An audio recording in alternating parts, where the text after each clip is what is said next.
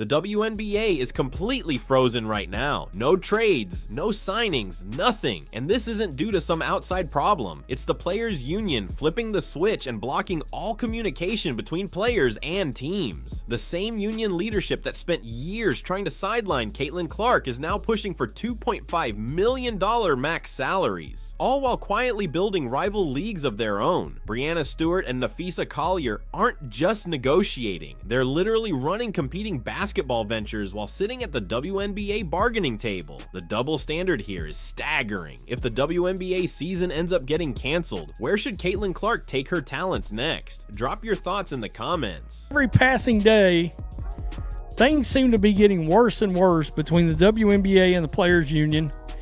In what should have been a very exciting time as players, if they would have signed a new CBA, you'd have players jetting all over the place. You would have multiple expansion drafts and all this movement across the league. Fans would be getting excited about what their teams are going to look like. All this momentum. We talked about the WNBA just wrapped up the 2 most successful years in its history. Caitlin Clark drew millions of new fans, turning half-empty arenas into sellout crowds. TV ratings skyrocketed, and big-name sponsors lined up with massive deals. The league even locked in media contracts worth hundreds of millions. Everything was on fire. Everything was working. Then the Players Union decided to hit the pause button. On January 9th, they let the collective bargaining agreement expire. Without a new deal in place, the league immediately shut down all operations. No trades, no free agent signings, no player movement whatsoever. Teams can't even make qualifying offers to their own players. In an instant, the system that was thriving came to a complete halt. The WNBA had all this momentum from Caitlin Clark, the growth of the league, new media rights deal, and even without a lockout and/or strike as of yet, this is damaging the league. This is fans are exhausted with it.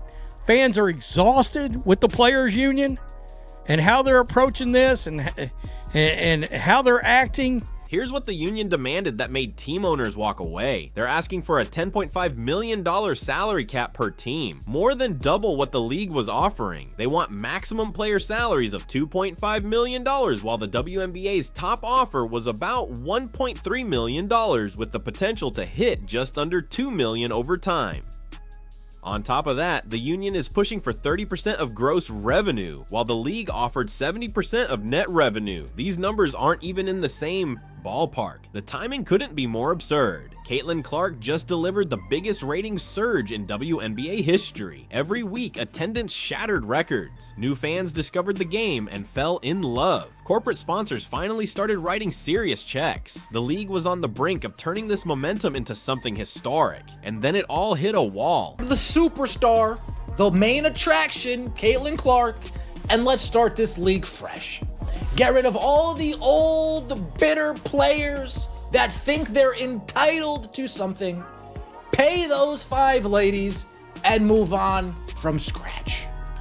People wouldn't notice the difference. Nobody would say to themselves, oh wow, the talent has really dropped off this year. Nobody's gonna be saying that. In fact, they'll be saying, wow, it's real calm this season.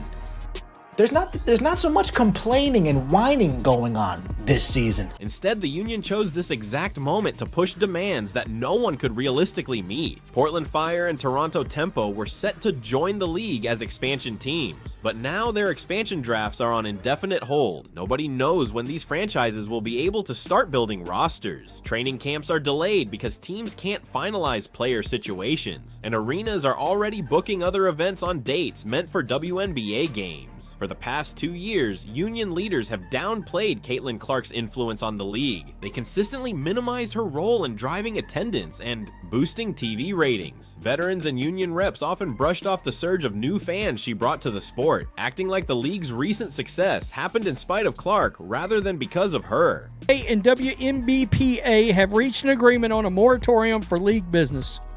Sources tell ESPN Ramona Shelburne, who is a NBA insider, this is necessary because the sides have failed to reach an agreement on a new CBA or extension by the January 9th deadline.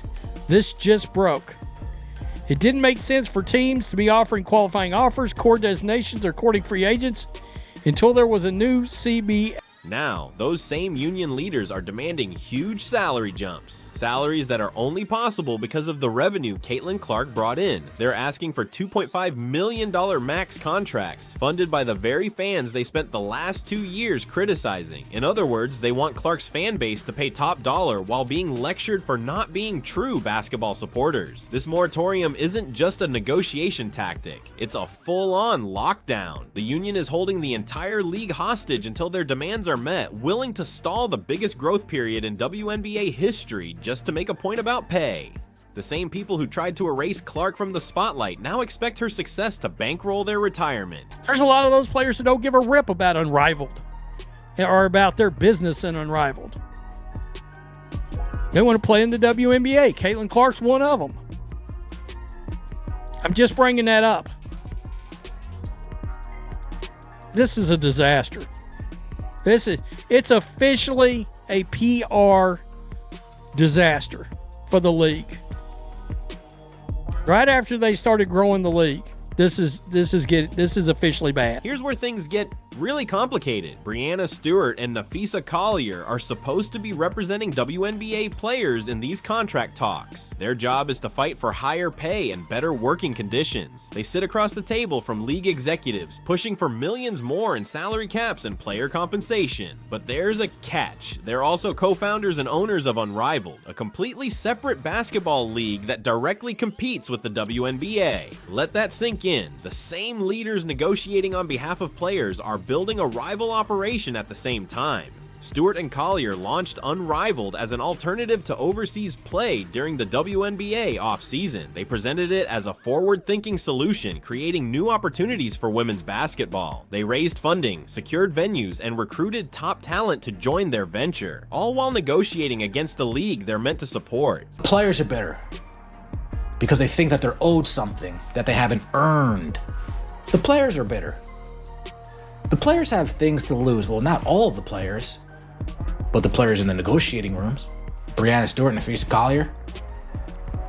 They would love it if WNBA folded. The timeline says it all about where their priorities lie. Stewart and Napheesa Collier announced Unrivaled while simultaneously stepping up as union leaders in WNBA contract negotiations. They spent months building their business plan, securing investors, and recruiting top WNBA stars to play in their league, all while sitting at the table negotiating with WNBA ownership. This overlap isn't an accident. If your goal is to fight for the growth and success of the WNBA, you don't secretly launch a competing league at the same time. Stewart and Collier have a financial stake in Unrivaled success. The league benefits whenever the WNBA struggles or fails to meet player demands. Every dollar withheld from WNBA salaries makes their alternative look more appealing to top talent. Unrivaled gets some players.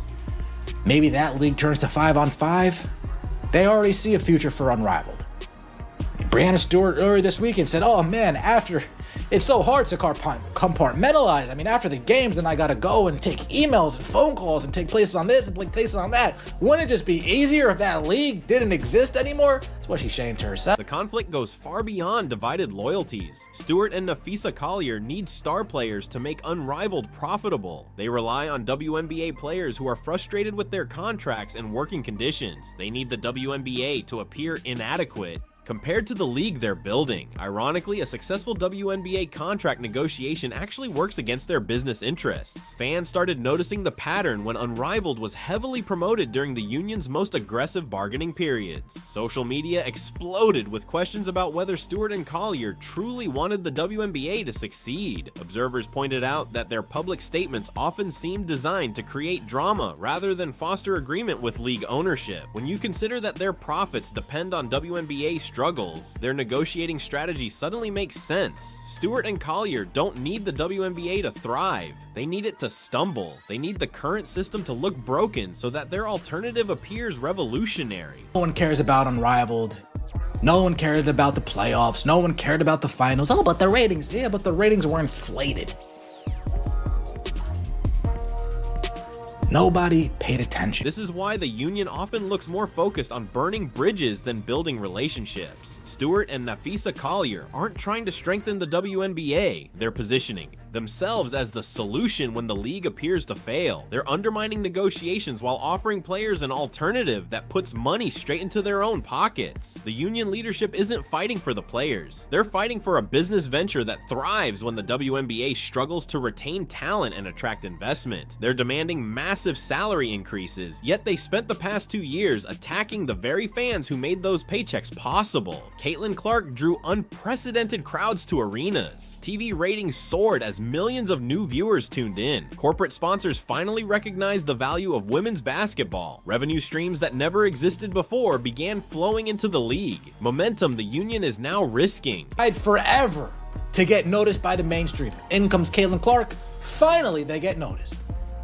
They've tried so long to get paid what they think that they're owed. In comes Caitlin Clark. Owners actually see someone that can make them dollar signs and they say, you know what? We'll compromise with you guys. We'll give $1 million contracts to some max players. Average salaries of over $500,000. Minimum salaries $250,000. We're willing to compromise.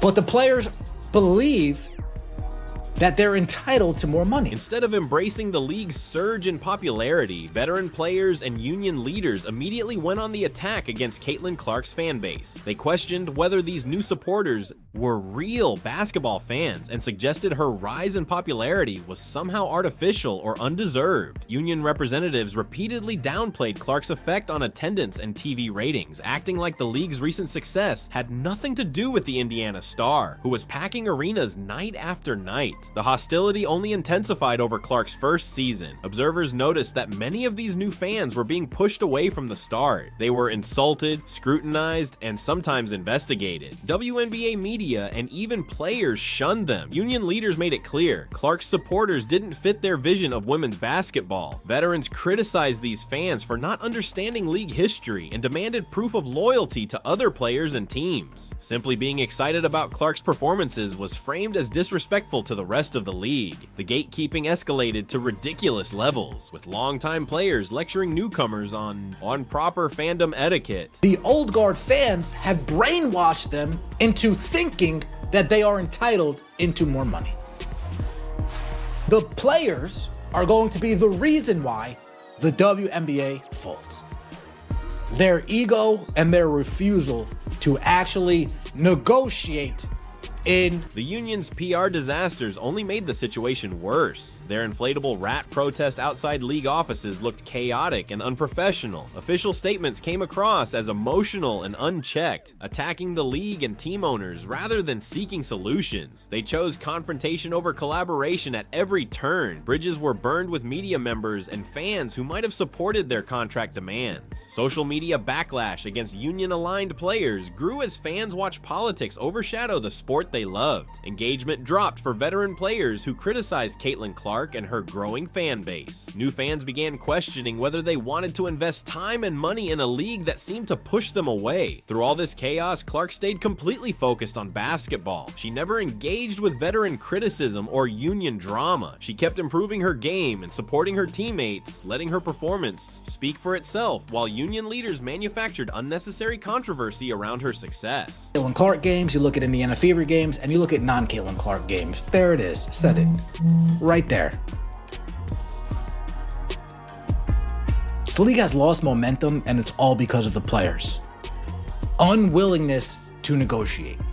Unwillingness to... The contradiction became impossible to ignore, demanding huge salary increases while attacking the very fans funding those raises. Union leaders expected Caitlin Clark's supporters to bankroll massive pay bumps for players who had spent months criticizing those same fans. They wanted the financial upside of Clark's success without ever acknowledging her role in creating it. In doing so, the union burned bridges with the very audience now essential to fund their demands. They alienated the people generating the revenue they claimed to fight for, creating a climate where supporting the league feels like choosing between Clark and everyone else. And yet, on the court, the WNBA thrived. Caitlin Clark delivered the league's most successful 2 seasons ever. Lexie Hall emerged as a reliable role player, earning her spot through hard work. Aaliyah Boston dominated the paint, proving she belongs among the league's elite centers. Kelsey Mitchell provided veteran leadership while continuing to put up elite scoring numbers. Sophie Cunningham brought unmatched energy and toughness that fans loved. These players embody everything that makes the WNBA's future bright. Have done their part. And as far as I'm concerned, move on without the old guard. Hire whatever attorney you can to make that possible and just do it.